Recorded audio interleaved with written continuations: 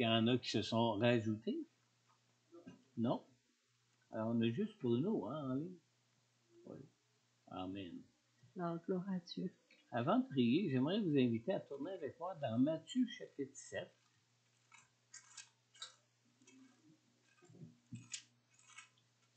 On lit le verset 7 à 11. Matthieu chapitre 7. Ça fait partie du sermon sur la montagne de Jésus, ce texte-là.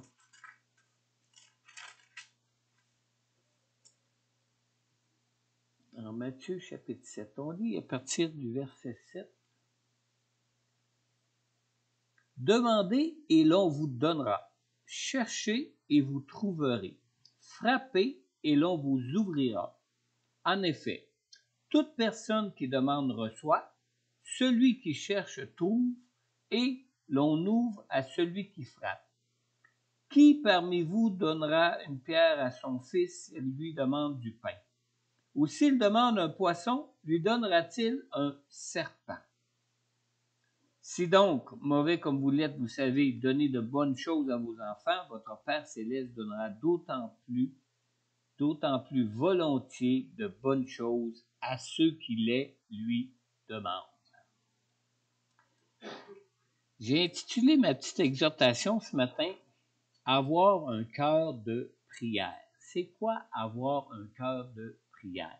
Selon Jésus, dans le Sermon sur la montagne, 3 mots caractérisent la véritable profondeur de la vie spirituelle.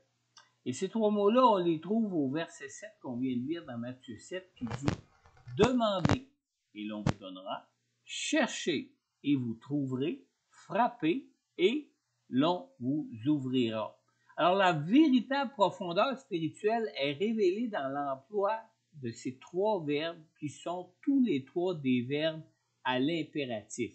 Alors c'est la volonté de Dieu vraiment qu'on demande, qu'on cherche et qu'on frappe. Et quand on apprend à demander, à chercher et à frapper auprès de Dieu, on approfondit vraiment notre relation de vie spirituelle avec Dieu.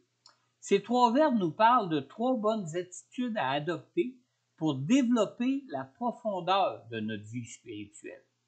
Ces 3 bonnes attitudes agissent un peu comme un antidote au poison naturel de nos vies de chaque jour dans ce monde. Et ces poisons, savez-vous c'est quoi? Ces poisons, Jésus les a mentionnés. Il les a mentionnés dans Matthieu au chapitre 6 au verset 25 qui dit « C'est pourquoi je vous dis, ne vous inquiétez pas de ce que vous mangerez et boirez pour vivre, ni de ce dont vous habillerez vos corps. La vie n'est-elle pas plus que la nourriture et le corps plus que les vêtements? » Alors, face à ces poisons de la vie, les 3 choses à faire sont de demander. Demander, c'est le geste que nous avons besoin d'apprendre à développer dans notre relation avec Dieu. Demander, c'est tendre la main vers Dieu qui est là et qui, dans son amour pour nous, ne demande pas mieux que de répondre à nos besoins. Dieu ne demande pas mieux que de répondre à nos besoins. Dans le verset 8, on a lu, en effet, toute personne qui demande reçoit. Par contre, demander, évidemment, ça exige de l'humilité, beaucoup d'humilité. C'est se rendre vulnérable devant Dieu. Et généralement, nous préférons nous débrouiller tout seuls. Alors, c'est pour ça qu'on n'est pas trop porté à demander, même à demander à Dieu. Demander, ça nous humilie à cause de la fierté de notre nature qui nous pousse à faire toujours preuve d'indépendance, à faire toujours preuve d'autosuffisance.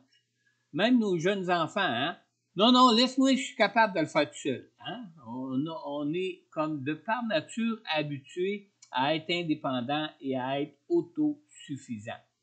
Demander nous amène peu à peu à reconnaître de plus en plus notre besoin même de Dieu dans nos vies. Demander, ça produit en nous une humilité authentique qui est une humilité qui est agréable devant Dieu. On lit dans 1 Pierre au chapitre 5 et au verset 6, la parole de Dieu nous dit ici « Humiliez-vous donc sous la puissante main de Dieu, afin qu'il vous élève au moment voulu. » Et on lit au verset 7 « déchargez-vous sur lui de tous vos soucis, car lui-même prend soin de vous. Alors, demander, c'est un geste qui donne à Dieu l'occasion de lui se glorifier même dans nos vies. Et nous sommes tous limités à ce qui est possible pour nous dans nos vies.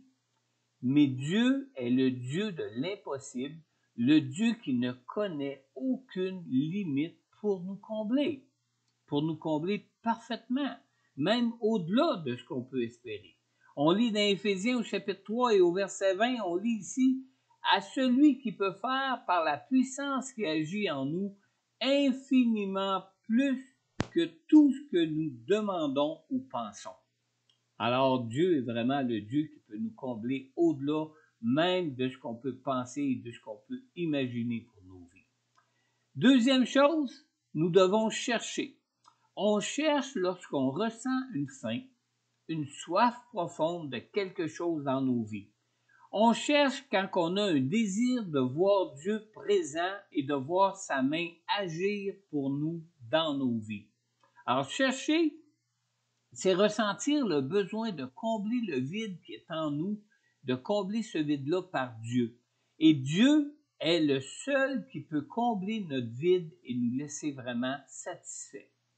Et non pas n'importe quel autre moyen qu'on pourrait chercher à trouver dans nos vies pour combler ce vide en nous. Toujours dans Matthieu 7, on a lu au verset 8, « En effet, celui qui cherche trouve. » Est-ce qu'on cherche vraiment à être comblé d'une manière quelconque? Bien, il s'agit vraiment de chercher auprès de Dieu.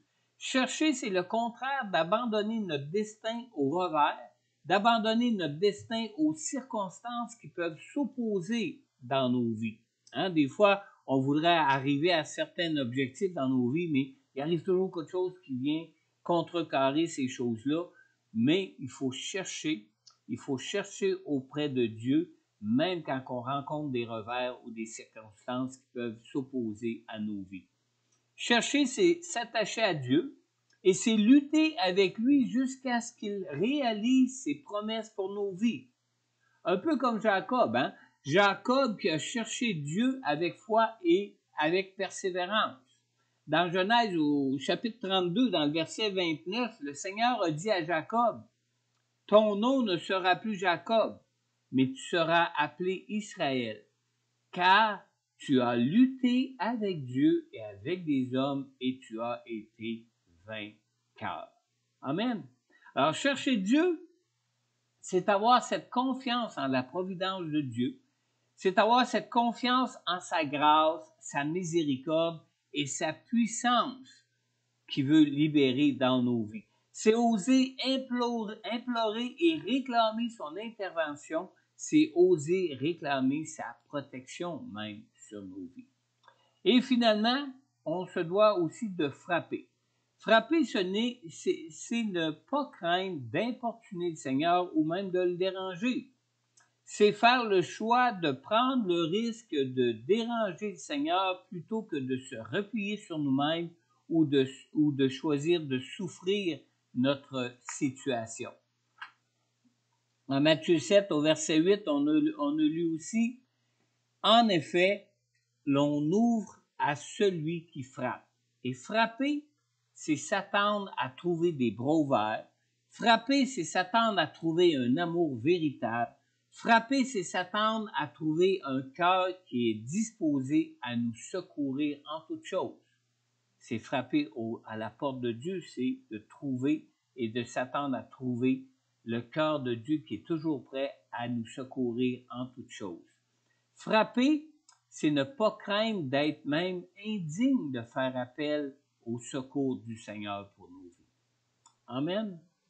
Alors, plus nous développons ces trois attitudes face à Dieu dans nos vies, plus nous atteignons une profondeur spirituelle dans notre relation avec Dieu. Alors, on fait quoi? Prions. On va prier. Amen. On peut-tu disposer les tables comme on le fait à l'habitude?